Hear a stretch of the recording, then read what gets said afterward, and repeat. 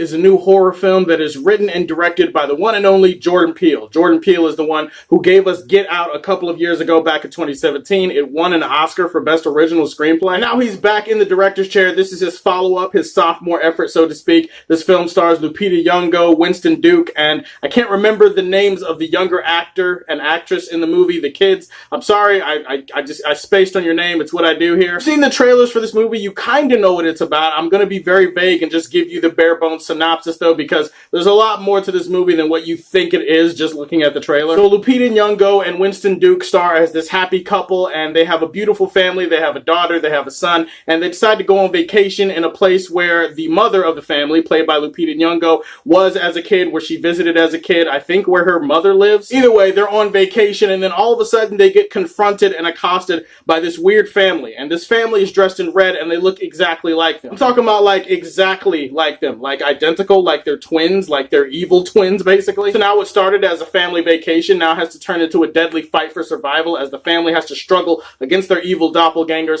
and then they have to try to figure out what the hell is going on and how do they get out of it. I was very, very excited to see this movie. I'm sure you guys remember this was one of my more anticipated films of 2019. Jordan Peele, I like the way that guy's mind works, and I really just wanted to see what he would do for a sophomore effort. I was hooked by the trailers, I was hooked by the talent involved, I was hooked by that creepy ass I Got 5 on It song, which I have refused to sing since that trailer came out. Side note, they take that song from the trailer, the I Got 5 on It shit, and the creepy version you heard in the trailer, yeah, incorporate that well into the musical score in this movie, so, you know, you can't really escape it, you can't really get away from it, but again, I don't need to sing that song for the rest of my life, so I'm good there. One of the first things I will say about this movie is that it does set up stylistically to be a straight-up horror film. It's a film that definitely understands all the things that work about the horror genre, all the tropes, all the cliches, and it does a really good job at executing those to the point where, as a horror movie, you're going to enjoy it. I feel like just calling this film a horror movie, I feel like that just does it some kind of injustice, because there's a lot more going on here than just straight-up horror. The film has a lot of symbolism, it has a lot of imagery, there are a lot of twists and turns, there's some ambiguity to some of the story elements, a lot of hints and clues and Easter eggs and references, and the way they try to build this story up that leaves you kind of confused, kind of excited, kind of happy, kind of sad, kind of broken at the end of the movie. I don't know. I don't even know what I felt by the end of this thing. It's the kind of horror film that you need to see more than once to really process it, to really get it. Those are my favorite type of movies. The type of movies that make you think a little bit, the type of movies that stay with you after you leave the theater. Like, I left this movie and I was thinking about it for hours heading into this review. And I like movies that are a little polarizing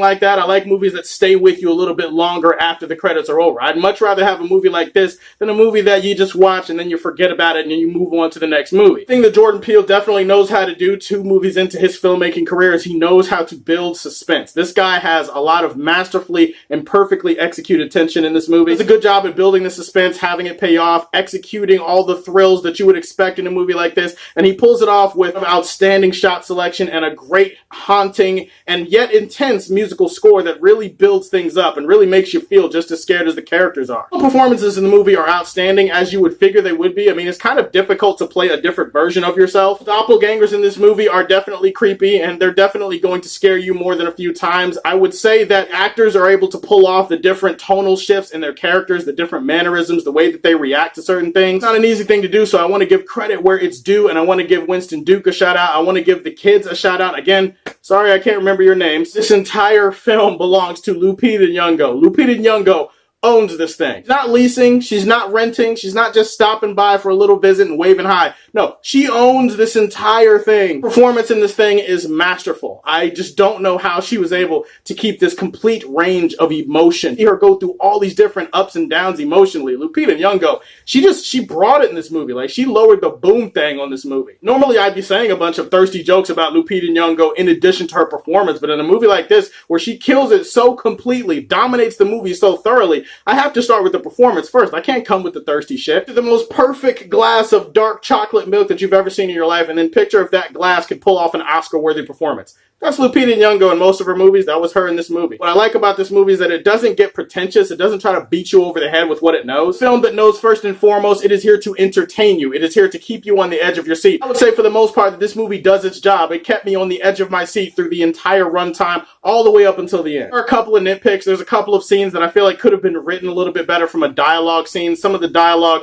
did feel a little bit more over the top than I think the movie was intending. Majority of my issues with this movie have to do with how the the movie ties everything together. There's a little bit of clumsy storytelling going on here. Jordan Peele does a great job at introducing a new mythology and new concepts and new ideas, new ways of looking at things, but he does try to overreach in some areas. Sometimes the movie's a little bit too ambitious for its own good. I feel like that was this movie. There are definitely some issues with how the plot ties together. There are some holes in the story. There are some elements of this film that I definitely would have preferred to remain ambiguous in the grand scheme of things, because I think I would have enjoyed it a little bit more. It is a very ambitious movie that has a lot of interesting concepts, and I love the new mythology established here. The execution is flawed as hell, but I enjoyed the hell out of Us, and I'm going to give it the highest rating this channel offers, Superman Prime. Alright guys, if you've seen Us, tell me, what did you prefer, Get Out or Us? Tell me which one you like better in the comment section below. Like and subscribe to the Superfan Show, and as always, if you like what you see, tell me how you feel, and stay tuned to hear more from the Man of Steel.